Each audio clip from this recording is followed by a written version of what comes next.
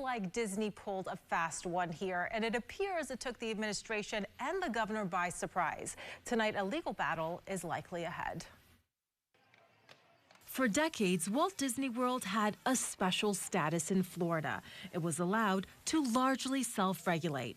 But after clashing with Governor Ron DeSantis, publicly opposing his Parental Rights and Education Act, the governor said Disney lost those privileges for good. Today, the corporate kingdom finally comes to an end. There's a new sheriff in town. The governor signed House Bill 9B into law in February. With the creation of his new oversight board, Governor DeSantis effectively got control of Disney's self-governing district. Or so we thought. I cannot tell you the level of my disappointment in Disney. On Wednesday, members of the DeSantis Oversight Board revealed weeks before, on February 8th, Disney had stripped them of power quietly. Just before the state takeover, Disney entered into an agreement with the former board to keep its power. This board loses, for practical purposes, the majority of its ability to do anything beyond maintain the roads and maintain basic infrastructure. I cannot think of a more naked attempt to circumvent the will of the voters, the will of the legislature, and the will of the governor.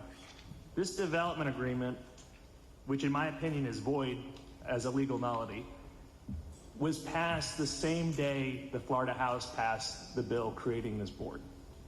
And it was done to prevent us from doing our job.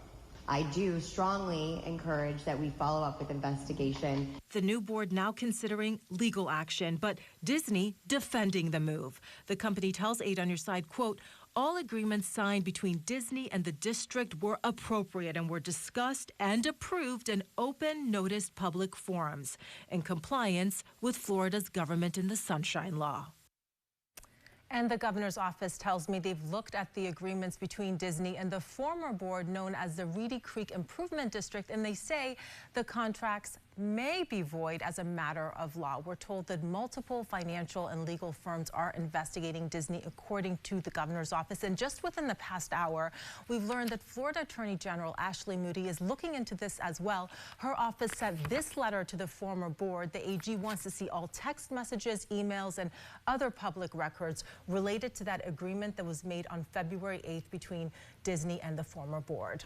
Goodness, well, this is a big tug of war. Disney is a huge employer in the state of Florida. A lot of people watching this. What do we know about the agreement that lets Disney hold on to this power?